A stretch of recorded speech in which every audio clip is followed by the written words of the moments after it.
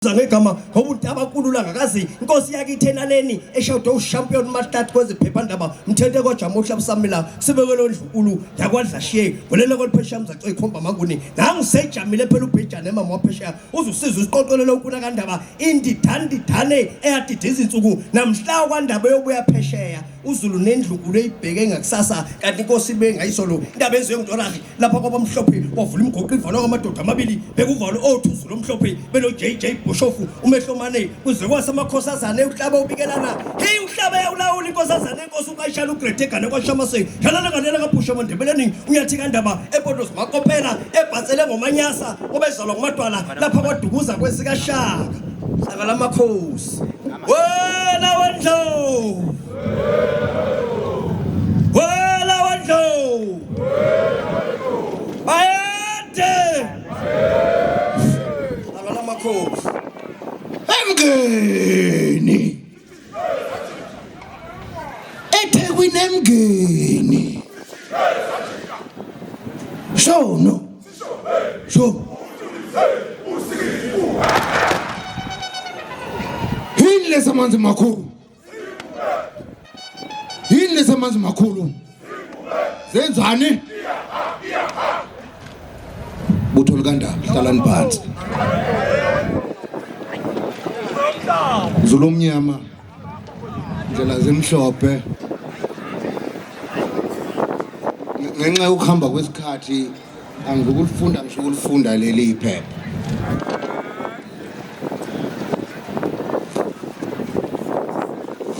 ngicela ukuthi kulolu suku sidibene entabeni engcwele Zulu omnyama yethu umdlukumbane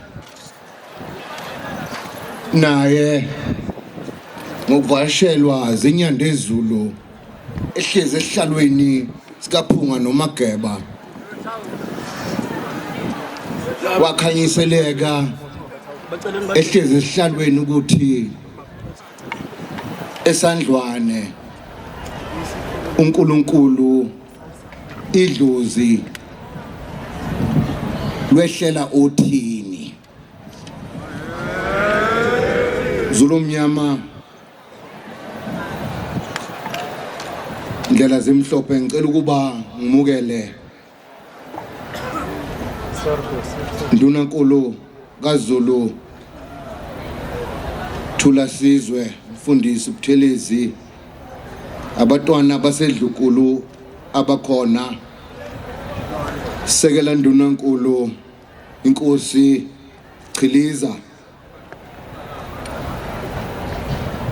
phinde futhi ngiphakamise uRoyal Chancellor naye okhona phakathi kwethu uMancinza nina besilo ngokukhulu ukuhlonipha nokuzithoba Ndunankulu wesifunda saKwaZulu Natal umhlonishwa Mphemba nabo bonke ongqongqoshe uhlalo wasePhalamende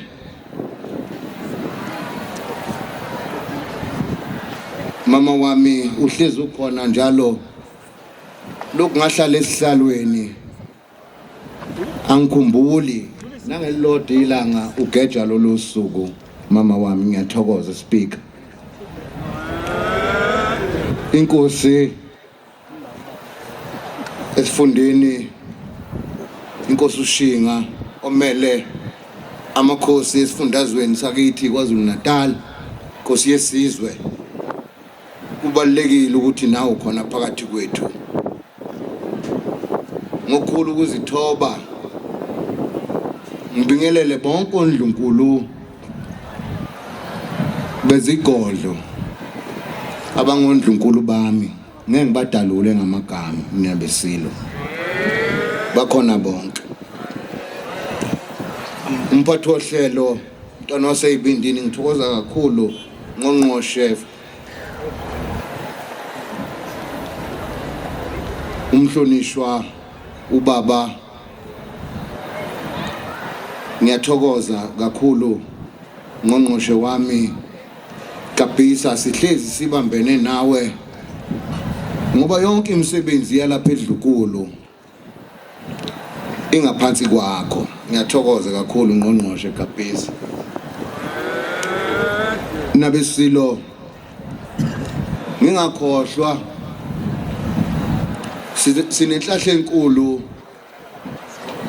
kukhona no former premier wethu engimhlonipha kakhulu wayesebenza kakhulu noMdlovumbane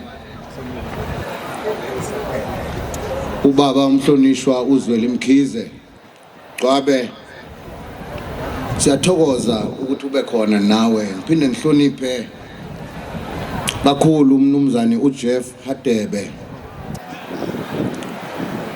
ophinde abe umaluleki wami endaweni engihlezi kuyo Bhungane. Ngiyathokoza thina ukhona Bhungane.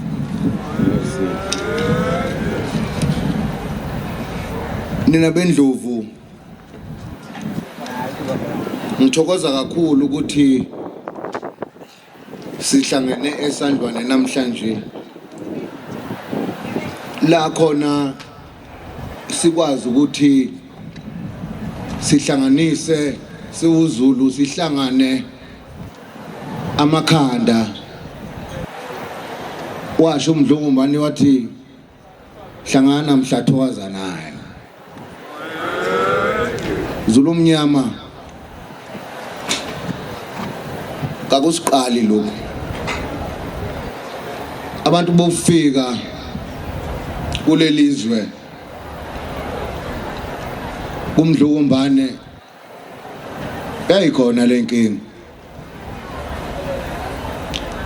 Yayikhona lenkinga sedlula kuyo. Isikhona ke futhi manje ngesikhathi sami. Zulu mnyama ngisho ukuthi kase kucwayi lokho. Kudala umthetho ngisacela ukuthi nginithembise nje into eyodwa Zulu mnyama. Bengabanga umsindo onke amagubu omhlaba. Mdala lo msindo. Lelizwe leyindawo. Akho umuntu othinta lelizwe. KwaZulu la. Sisemkhankasweni ukuthi sisuse lo Natal ngoba uthanda usidalela inkinga vele ethi KwaZulu. Ngoba lo Natal angikwazi ukuthi ungiwani. Yiwo lo Natal lo Zulu mnyama usidalela uTalatiya. KwaZulu. Njengegama lami nje ngizomisa uZulu mina ngizomisa uZulu angizeli ukuzomisa uNatal. Ngaprofitwa ngingakazalwa ngisho ukuzalwa ukuthi ngiyosiphatha mina lesi sizwe ngalesi sikhathi. Zulu mnyama ngesikhathi sami ngiyanithembisa akukho mpi esizoyiphaka. So khuluma nje nabo ukuthi sukani la. Akekho umuntu ongenali kubo bakwethu. Ithanda.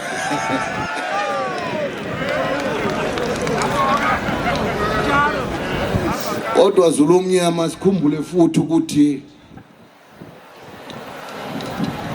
siphakathi komkhosi wokweshwama. Ngisafakwe ingubo emlonyeni. Angikwazi ukuqeketha kakhulu. Inhlambelo isemanzi. Liyakhumbula ibutho mhla ngelikhipha ondini ngomsombuluko ukuthi inhlambelo isamile Zulu mnyama. Niyakhumbula? Yothi ke mase kusho inhlambelo bese sihlala phansi ke sikhuluma indaba zakwaZulu nezwe lethu.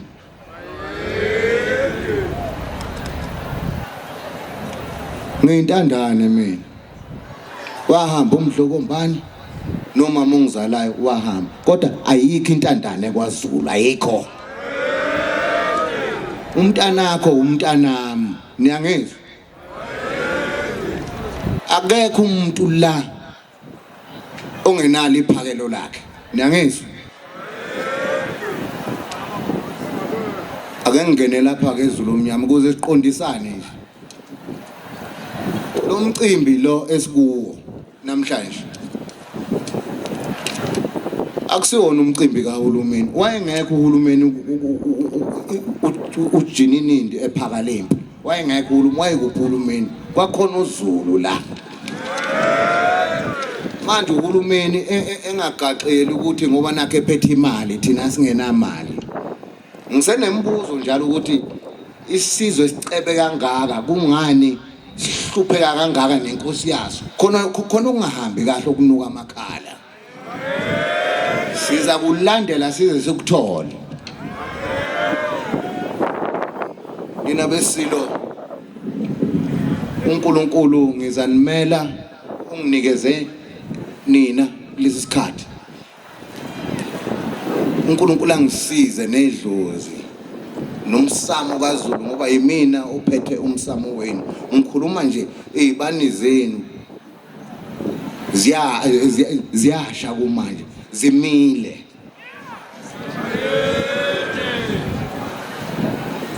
Zulu omnyama ndlela zimhlophe angizukwanda kakhulu ngoba nedlozi liyoze lingishaye ngenhlonipho lokhu okwenzakala eEdington siyalimala lapho kodadewethu hey bawaqomile lamakwelekwele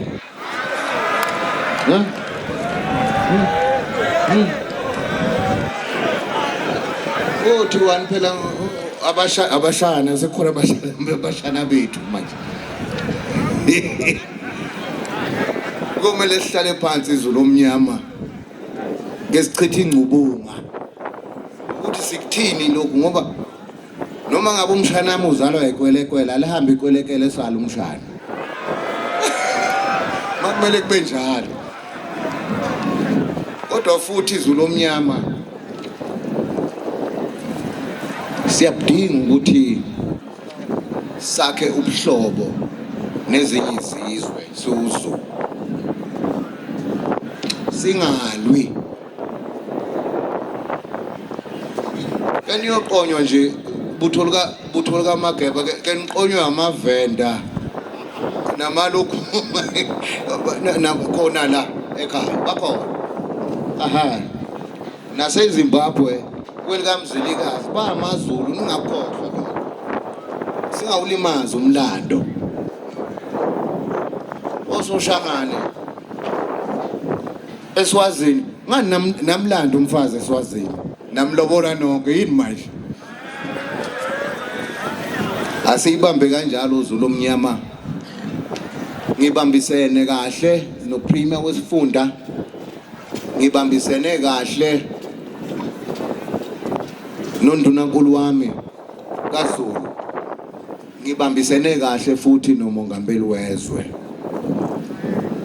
ngiyayivula iminyango uZulu omnyama ukuthi emashobeni izikhalo zenu ihlombe lenu uZulu omnyama niyangizwa lisemashobeni ozane emashobeni umzi wasemashobeni sivuse umuzi welembe eleqamanya amalembe ngokukhalipha unodume ehlezi kaMenzi uShaka Shayeki isilo sasemashobeni sivusile lo muzi ngoba sivusa okudala la sodingida khona indaba zakwaZulu ngakho Zulu omnyama ngalomzuzu ngicela ukuba nginibonge nibe nami kwaze kwaba sekugcineni butho likaZulu besifaka besikhiphe inkantolo namanje ngisasenkantolo kodwa lokhu nimi nami Zulu omnyama uthando lwami enginalo nenhlonipho engithanda ngayo bekane indlebe phansi ukuthi nginenkinga eyodwa lokho ku Facebook anginakho mina kanti kuthiwa kuyapostwa kulezi kuyapostwa kube ngiyazenzela hey ngangixoxa nani zonke izinsuku ngiyakuvala njalo Zondi Mancinzi oke wakhuluma kabi ngami ngoba angazi ngithukelani zingane ziyangithuka izingane angithi wonke umuntu ukhuluma into ayithandayo lapha kuma Facebook ngithukelani uyazi mina ngihlonishwa nayitsheketshe itsheketshe liqhamuka liyangikhothamela mina itsheketshe manje ngochashaza umuntu nje